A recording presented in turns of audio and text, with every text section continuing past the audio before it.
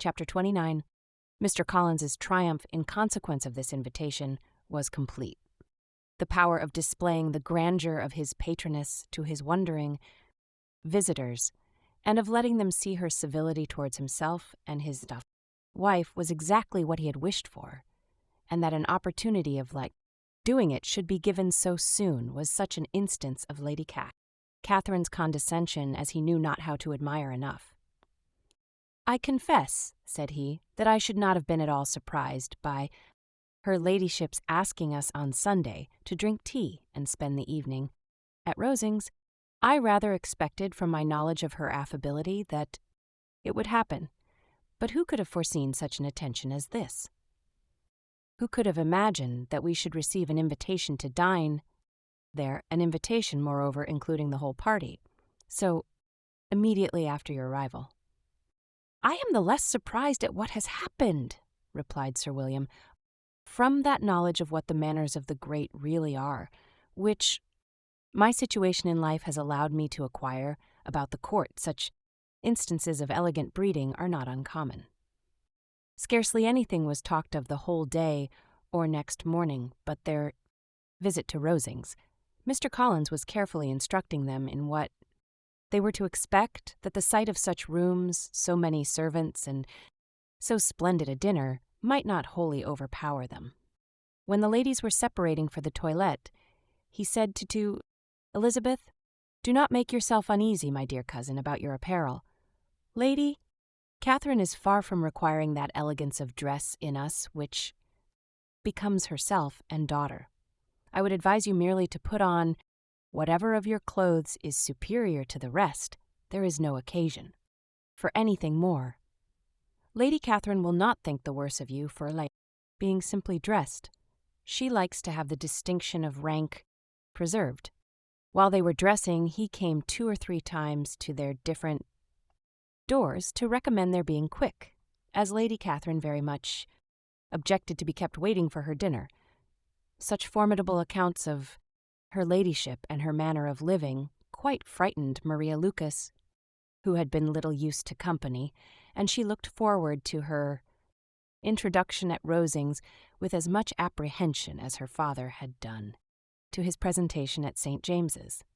As the weather was fine, they had a pleasant walk of about half a mile across the park.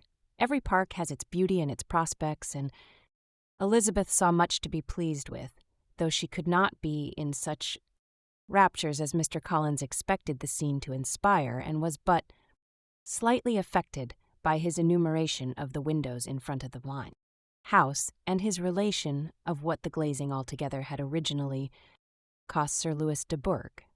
When they ascended the steps to the hall, Maria's alarm was every moment increasing, and even Sir William did not look perfectly calm. Elizabeth's courage did not fail her. She had heard nothing of Lady Catherine that spoke her awful from any extraordinary talents or miraculous virtue, and the mere stateliness of money and rank she thought she could witness without trepidation.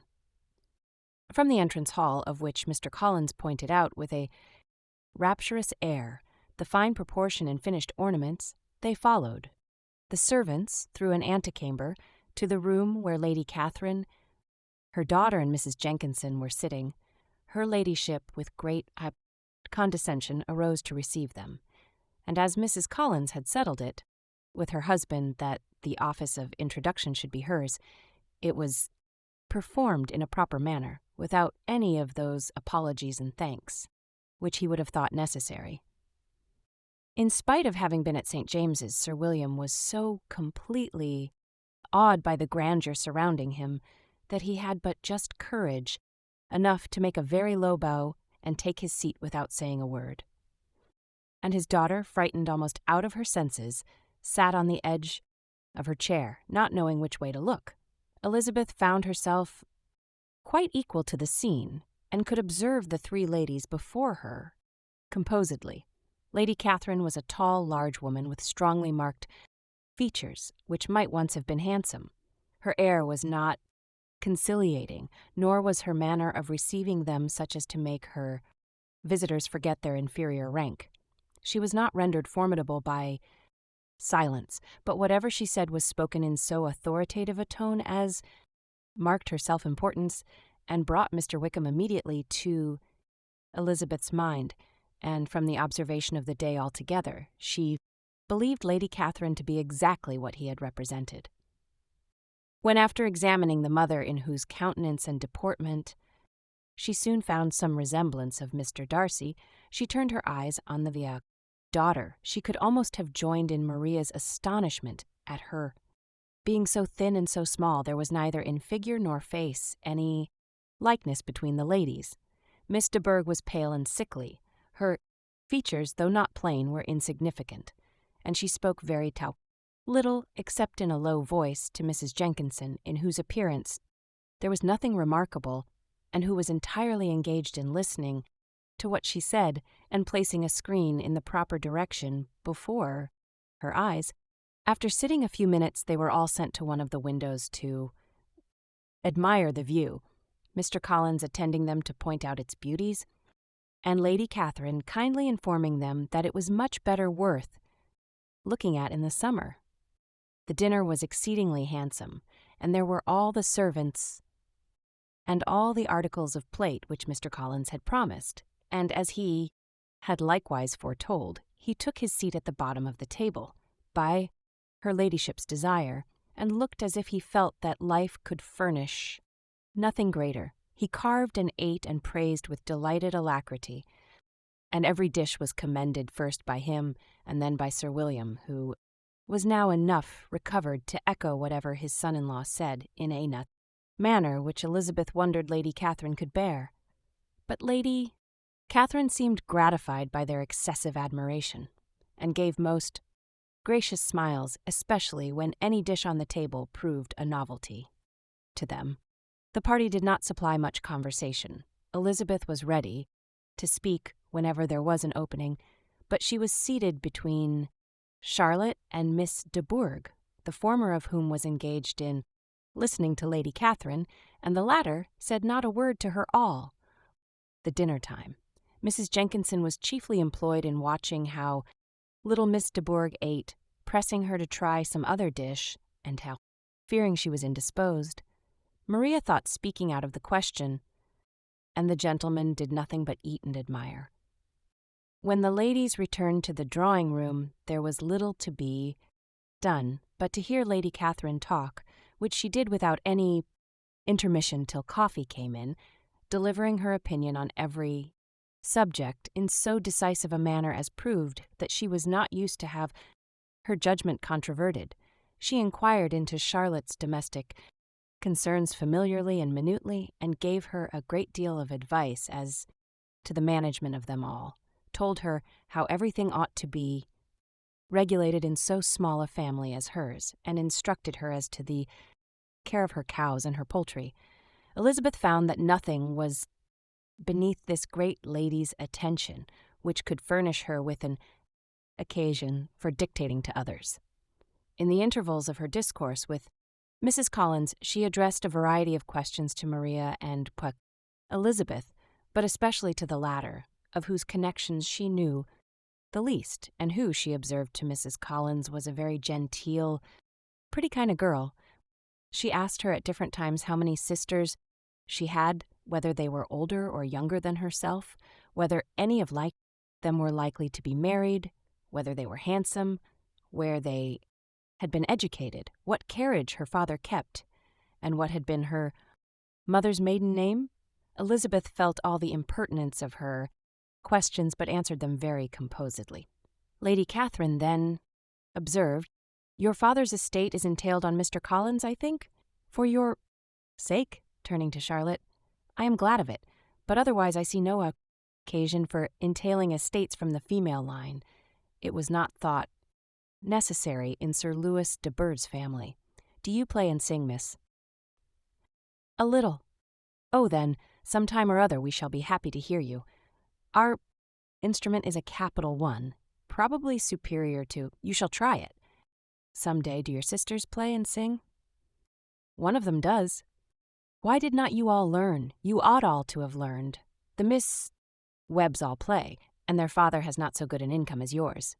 "Do you draw?" No, not at all. What, none of you? Not one. That is very strange. But I suppose you had no opportunity. Your mother should have taken you to town every spring for the benefit of masters. My mother would have no objection, but my father hates London. Has your governess left you? We never had any governess. No governess. How was that possible? 5 daughters brought up at home. Without a governess? I never heard of such a thing. Your mother must have been quite a slave to your education. Elizabeth could hardly help smiling, as she assured her that had not been the case. Then who taught you, who attended to you? Without a governess, you must have been neglected. Compared with some families, I believe we were, but such of us as wished to learn never wanted the means. We were always encouraged to read and had all the masters that were necessary. Those who chose to be idle certainly might. Ay, no doubt, but that is what a governess will prevent, and if I had known your mother, I should have advised her most strenuously to engage one. I always say that nothing is to be done in education without steady and regular instruction, and nobody but a governess can give it. It is wonderful how many families I have been the means of supplying in that way. I am always glad to get a young person well placed out. 4 nieces of Mrs. Jenkinson are most delightfully situated through my means, and it was but the other day that I recommended another young person who was merely accidentally mentioned to me, and the family are quite delighted with her. Mrs. Collins, did I tell you of Lady Metcalfe's calling yesterday to thank me? She finds Miss Pope a treasure. Lady Catherine, said she, you have given me a treasure. Are any of your key younger sisters out, Miss Bennet? Yes, ma'am, all. All? What, all 5 out at once? Very odd, and you only the second. The younger ones out before the elder are married. Your younger sisters must be very young. Yes, my youngest is not 16. Perhaps she is full young to be much in company.